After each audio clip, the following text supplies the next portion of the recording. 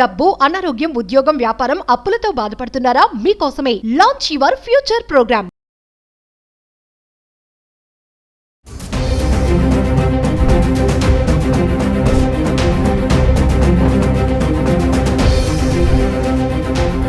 నమస్తే, welcome back to Suman TV. Present మనతో పాటున్నారు consumers affairs committee chairman Mandari Krishna Reddy గారు. నమస్తే సార్. నమస్తే అమ్మా. అయితే సార్, ఇక్కడ ఇంకొక విషయం ఏంటంటే, మీరు అన్నారు కదా ఈ రేట్ ఇలా పెరగడంతో స్టోర్స్ అన్ని కూడా ఏమీ జనాలతో లేదు అని చెప్పేసి, మరి ఈ టైంలో నిన్న దసరా అయిపోయింది, రేపు దివాళీ వస్తుంది. స్టోర్స్ వాళ్ళు కూడా కొన్ని స్టోర్స్ వాళ్ళు ఏంటంటే ఆఫర్స్ పెడుతున్నారు. లైక్ ఇప్పుడు మేకింగ్ ఛార్జెస్లో కానీ ఆఫర్ ఇవ్వడం, డిస్కౌంట్ ఇవ్వడము. ఇంకోటి ఏంటంటే ఎంత బంగారం కొంటే అన్ని గ్రాముల వెండి ఇస్తున్నామని చెప్పేసి కొన్ని చెప్తున్నారు. మరి ఈ టైంలో మహిళలు ఇలాంటి వాటి కొంచెం అట్రాక్ట్ అవుతారు కదా, మరి ఈ ఆఫర్స్కి అట్రాక్ట్ అవ్వడం అనేది ఎంతవరకు కరెక్ట్ అంటారు? ఆఫర్స్ జోలికి వెళ్ళొచ్చు అంటారా? వెళ్ళి బంగారం కొనుక్కోవచ్చు అంటారా? ఒక సామెత ఉంది, నీ ఆటే వద్దంటే చీర మార్చుకొస్తాను అన్నట్టు. నీ ఆటే వద్దు, నేను చూడలేకపోతున్నా అంటే, కాదు నేను వేరే చీర మార్చుకొని వస్తానంటే ఏమిటి దాని అర్థం? దాని మీద ఆసక్తి ఉంటే కదా. కొనగలిగే సామర్థ్యత లేనటువంటి వాళ్ళకి నువ్వు ఎన్ని ఆఫర్స్ ఇచ్చినా ఏం కొనగలుగుతారు? ఏం ఆఫర్స్ ఇచ్చినా ఎంత ఉంటుంది? అది 0.01%, 0.1% ఉంటుంది తప్ప అంతకన్నా ఎక్కువ ఆఫర్స్ యొక్క వాల్యూ ఉండదు. కొనగలిగే సమర్థతలో ఉన్న వాళ్ళు ఏదైనా సరే కొనుక్కోవాల్సిందే పడతారు. అలాంటి వాళ్ళు కొద్దిమంది ఉన్నారు. ఆ కొద్దిమంది ఖచ్చితంగా వస్తున్నారు, కొనుక్కుంటున్నారు. మధ్యతరగతి వాళ్ళు మాత్రం కొనడానికి సిద్ధపడలేదు. వాళ్ళ చేతులు లేని పరిస్థితి ఇది. వాళ్ళు అదిగాక రియల్ ఎస్టేట్ మీద కొంత పెట్టుబడి పెట్టున్నారు. వాళ్ళు ఆ రియల్ ఎస్టేట్ కూడా ఇప్పుడు ఏమైందంటే మందగించింది.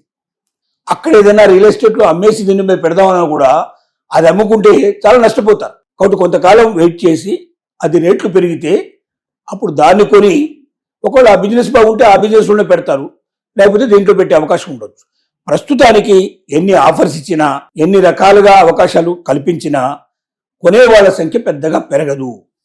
ఆ ఉన్న వాళ్ళలోనే ఒక షాపు, 2 షాపులు, 4 షాపులు కూడా తిరిగి ఇంకా కొంత ఎక్కువ కొనుక్కోవచ్చు తప్ప కొత్త వాళ్ళు మాత్రం వచ్చే పరిస్థితి లేదు. అంటే మన దాంట్లో లగ్జరీస్ ఐటమ్స్ను బేర్ చేయగలిగేటువంటి ఒక 5%, 10% వాళ్ళు మాత్రమే, 100కి 5-10% మాత్రమే అవకాశం ఉంటుంది తప్ప వేరే వాళ్ళు మాత్రం ఈ రకంగా పర్చేజ్ చేసుకునే అవకాశం లేదు.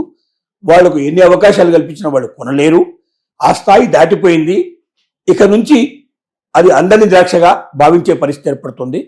మధ్యతరగతి వాళ్ళు, సామాన్యులు బంగారాన్ని పూర్తిగా అవాయిడ్ చేసిన ఆశ్చర్యపడాల్సిన అవసరం లేదు.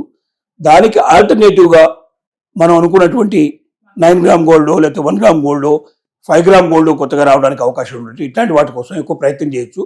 అప్పుడు దాన్నే 22 క్యారెట్స్ బంగారంగా భావించి అది కొనుక్కోవడానికి మాత్రం కొంత ప్రయత్నాలు జరుగుతాయి. దాని వైపున ఖచ్చితంగా అవకాశాలు ఏర్పడతాయని మాత్రం మనం చెప్పక తప్పదు. సో ఫైనల్ ఒక క్వశ్చన్ చెప్పండి సార్. మీరు అన్నట్టుగానే మధ్యతరగతి వాళ్ళ గురించి మాట్లాడుకుంటే ఇంకా పెరిగిపోతుంది, మనం కొనలేమేమో అనుకున్న వాళ్ళు అప్పులు చేసో వాళ్ళ రిలేటివ్స్ను వాళ్ళని వీళ్ళని అడిగి ఉన్న బంగారాన్ని ఏదైనా మార్చేసి పాత బంగారాన్ని అలా కొనే వాళ్ళకి మీరు ఇచ్చే సలహా ఏమైనా ఉందా? కొనుక్కోవద్దని నేను సలహా ఇస్తున్నా. ఎందుకు కొనుక్కోవద్దని చెప్తున్నానంటే, మీరు ఇంత హై రేట్లో మీరు కొనడానికి మీరు ప్రయత్నం చేస్తున్నారు. రేపు పొద్దున ఒకవేళ సడన్గా దిగిపోతే పరిస్థితి ఏమిటి? రెండోది, అప్పులు చేశారు, దాని వడ్డీ ఎంత అవుతుంది? ఈ పెరిగిన రేటుతో సమానంగా వడ్డీ లేకుండా ఈ రేటు కన్నా మించి వడ్డీ వాళ్ళు మింగేస్తే అప్పుడు ఏమవుతుంది? అప్పుడు తెచ్చినట్టు అమ్మాల్సిందే కదా, అమ్మి అప్పులు కట్టాల్సిందే కదా. నీకేమొస్తుంది దానివల్ల? అప్పు చేసి పప్పు కూడు తినేదానికన్నా ఉన్నదేదో ఉన్నదానిగా తినేసి జీవితాన్ని సంతృప్తిగా గడపడానికి మంచిది తప్ప దానివల్ల ఎప్పుడు కూడా మనం ఊబిలోకి కొనుక్కుపోయే అవకాశాలు ఉంటాయి.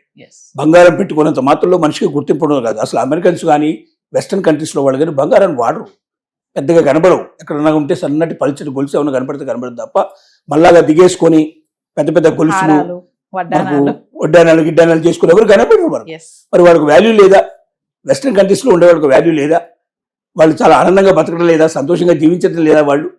కాబట్టి బంగారమే ఆనందాన్ని తీసుకొస్తుందని, బంగారమే సంతోషం తెస్తున్నటువంటి ఆ భ్రమల నుంచి బయటకు వచ్చి మనిషి మనసు బంగారం కావాలి, వాళ్ళ జీవితాల లోపల ఒక మంచి స్థాయికి చేరుకునే ప్రయత్నం చేయాలి తప్ప బంగారం అనేది మాత్రం ఇప్పటిదాకా దొరుకుతున్నటువంటి ఒక అరుదైనటువంటి ఒక ధాతువు. అలాంటి దాన్ని మనం ప్రయత్నం చేసాం. ఇది ఇప్పుడు మనకు అందుబాటులో లేదు కాబట్టి దాన్ని వదిలేస్తాం అంతే. Thank you sir.